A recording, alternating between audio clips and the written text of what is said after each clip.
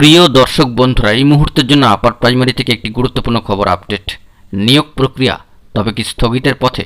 হঠাৎ একটি বিস্ফোরক তথ্য কিন্তু বেরিয়ে আসছে। কতটা এফেক্ট পড়তে পারে সেটা এই ভিডিওর মধ্যে আলোচনা করছি। তাই সিরিয়াস টপিকটির উপর আর্জেন্ট ভিত্তিতে এই ভিডিওটা কিন্তু আপনাদের জন্য ক্রিয়েট করতেই হচ্ছে। ভিডিওটিকে সম্পূর্ণ শেষ পর্যন্ত শুনে নিয়ে বোঝার চেষ্টা করবেন, ভিডিওটিকে শেষ পর্যন্ত দেখে নেবেন। যে সমস্ত বন্ধুরা চ্যানেলটি এখনও পর্যন্ত সাবস্ক্রাইব করেননি, এখনই সাবস্ক্রাইব করে নিয়ে সঙ্গে থাকবেন। চলুন কথা না বাড়িয়ে মূল আলোচনায় প্রবেশ করে সম্পূর্ণ বিষয়টিকে জেনে নেওয়ার চেষ্টা করি। বন্ধুরা, আজকে সপ্তাহ শেষে দাঁড়িয়ে অত্যন্ত গুরুত্বপূর্ণ একটি খবর আপার প্রাইমারি থেকে। বর্তমানে আপার প্রাইমারি রিক্রুটমেন্ট প্রসেস সংক্রান্ত গুরুত্বপূর্ণ মহানির্ধারক মামলা ম্যাট কেস ডিভিশন বেঞ্চে কিন্তু চলছে 11 নম্বর কোর্টে সম্মানীয় বিচারপতিদের এজলাসে। কিন্তু তারই মাঝখানে সামাজিক গণমাধ্যমের সূত্র ধরে একটি গুরুত্বপূর্ণ তথ্য কিন্তু ভাইরাল হয়েছে এবং সেখান থেকে যে বিষয়টি জানা যাচ্ছে তারই পরিপ্রেক্ষিতে নিয়োগ প্রক্রিয়া কার্যত কেউ স্থগিতের পথে চলে যাচ্ছে, কিংবা যদি ম্যাট কেস থেকে পরবর্তী সময় কোনো অর্ডার উঠে আসে বা নির্দেশিকা চলে আসে, তাহলে কি তার পরেও কোনো জটলা থাকতে পারে। অবশ্যই সেই তথ্যকে সামনে রেখে আলোচনা করার চেষ্টা করছি।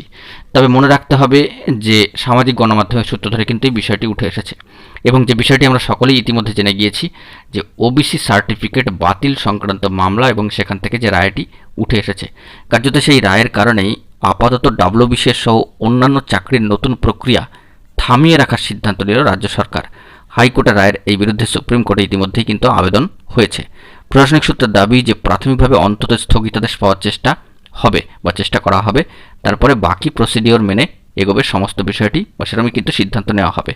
প্রশাসনিক বিশেষজ্ঞদের মতে যে হাইকোর্টের রায়ের নতুন চাকরির বিজ্ঞাপন থেকে প্রক্রিয়া সব কিছুই কিন্তু বন্ধ থাকছে। নবান্ন সূত্রে খবর যে সুপ্রিম কোর্টে এখন গ্রীষ্মকালীন ছুটি চলছে, যেহেতু মহামান্য কলকাতা হাইকোর্টের রায়ের কারণে এখনও কাউকে চাকরি হারাতে হচ্ছে না, তাই আদালতের কাজ পুরোপুরি শুরু হলেই রাজ্যের আবেদন জমা পড়বে সেখানে। প্রশাসনিক মহল সূত্রে যে খবরটি বেরিয়ে আসছে যে পাবলিক সার্ভিস কমিশন ওই রায় হওয়ার আগে থেকেই নিয়োগের প্রক্রিয়া চালাচ্ছিল। তাতে কোনো ক্ষেত্রে পরীক্ষা নেওয়া হয়ে গিয়েছে বা যোগ্যদের ইন্টারভিউতে মহামান্য আদালতের রায়ের কারণে ডাকা হয়েছে, সেক্ষেত্রে কোনো বাধাপ্রাপ্ত হবে না বলেই দাবি পিএসসি কর্তৃপক্ষের। এইবার বিষয়টি হচ্ছে যে যেহেতু সর্বোচ্চ ন্যায়ালয়ের সুপ্রিম কোর্টে মামলাটি গিয়েছে, ওবিসি সার্টিফিকেট বাতিল সংক্রান্ত রায় এবং সেই সংক্রান্ত মামলায় স্থগিতাদেশ আসে কিনা সেটাও দেখার বিষয়।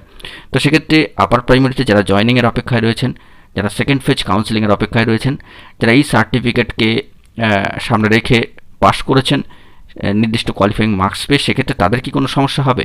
বন্ধুদের বিষয়ে জানিয়ে রাখি যে অনগোয়িং রিক্রুটমেন্ট প্রসেসে কোনো ধরনের সমস্যার কথা নয়, এরকমই কিন্তু অফিসিয়াল মারফত খবর উঠে আসছে। আপাতত অনগোয়িং রিক্রুটমেন্ট প্রসেসে কোনো ধরনের বাধা আসার কথা কিন্তু নয়, যতটুকু জানা যাচ্ছে। বন্ধুরা, নতুনভাবে নিয়োগ চালানোর ক্ষেত্রে কিছু সমস্যা থাকলেও থাকতে পারে, কিন্তু যেহেতু দীর্ঘদিনের একটি অনগোয়িং রিক্রুটমেন্ট প্রসেস এবং যেহেতু মহামান্য কলকাতা হাইকোর্টের ডিভিশন বেঞ্চে মামলা চলছে, তাই মামলার উপরেও যে এফেক্ট পড়বে তা কিন্তু নয়। কিন্তু পরবর্তী ক্ষেত্রে জয়েনিং হলে বা হওয়ার টাইমে, কিংবা সেকেন্ড ফেজ কাউন্সেলিং শুরু হলে বা হওয়ার টাইমে যদি এই স্থগিতাদেশ বা যদি নাও বা স্থগিতাদেশ আসে বা পরবর্তীকালে আসে, তার কতটা এফেক্ট পড়বে না পড়বে সেটা কিন্তু এখন শুধুমাত্র সময়ের অপেক্ষা, অগ্রিম কিছু বলা যাচ্ছে না।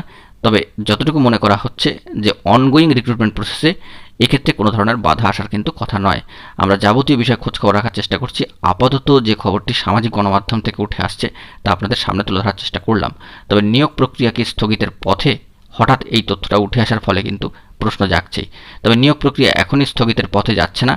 আপাতত অনগোয়িং রিক্রুটমেন্ট প্রসেসের ক্ষেত্রে এই ধরনের কোনো সমস্যার জায়গা নেই। আমরা যাবতীয় বিষয়ে ডিটেলস তথ্য সংগ্রহ করার চেষ্টা করছি, পেলে অবশ্যই সবটা জানিয়ে দেবো। বন্ধুরা, এখন এই পর্যন্ত গুরুত্বপূর্ণ আপডেটগুলি পাওয়ার জন্য চ্যানেলটিকে সাবস্ক্রাইব করে সঙ্গে থাকুন। ধন্যবাদ।